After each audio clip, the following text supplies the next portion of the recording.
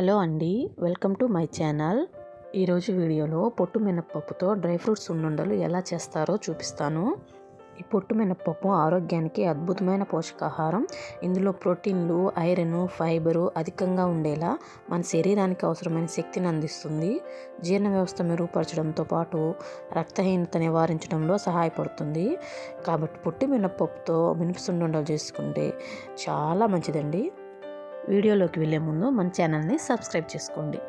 పిల్లలకు ఈ dry fruit laddu ఇవ్వడం వల్ల ఆరోగ్యంగా హెల్తీగా ఉంటారు. మన ఇంట్లో ప్రిపేర్ చేసిన నెయ్యితో ఈ లడ్డు ప్రిపేర్ చేసి పిల్లలకు పెట్టండి, చాలా బలం. ఇవి నేను బాక్సుల్లో పెట్టాను ఏంటి అనుకుంటున్నారా?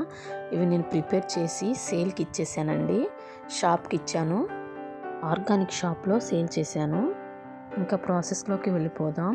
ఈ లడ్డు ప్రిపేర్ చేసుకోవడానికి కావలసిన పదార్థాలు, ఈ ప్రాసెస్కి మనకి ఓన్లీ 3 ఇంగ్రీడియంట్సే సరిపోతాయి.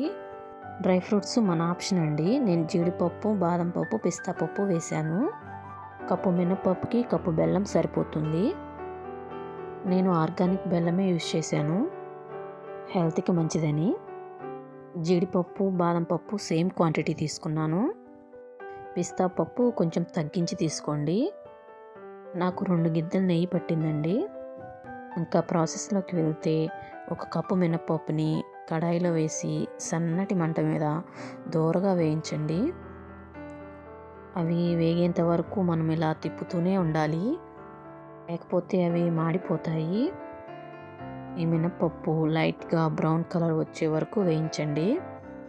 ఇవి వేయించిన తర్వాత కడాయిలో కొద్దిగా నెయ్యి వేసుకొని జీడిపప్పు, బాదం పప్పు, పిస్తా పప్పు వేయించాలి.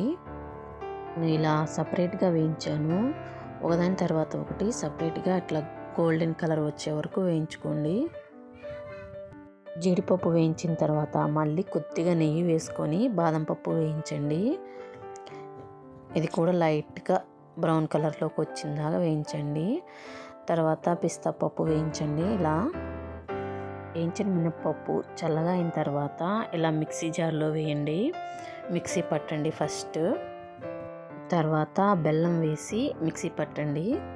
తర్వాత ఈ పౌడర్ని ఒక గిన్నెలోకి తీసుకోండి. తర్వాత మనం వేయించిన జీడిపప్పు, బాదం పప్పు, పిస్తా పప్పుని ఇట్లా చిన్న చిన్న ముక్కలుగా చేసుకోండి. ఈ డ్రై ఫ్రూట్స్ని కూడా గిన్నెలో వేసుకోండి. ఈ డ్రై ఫ్రూట్స్ కొంచెం తక్కువే వేసుకోండి, లేకపోతే మనకు లడ్డు సరిగా రాదు.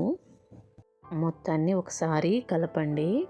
తర్వాత మనకి నెయ్యి ఉంది కదా, ఇంట్లో ప్రిపేర్ చేసిన నెయ్యి, ఆ నెయ్యి వేసి కలపండి ఒకసారి.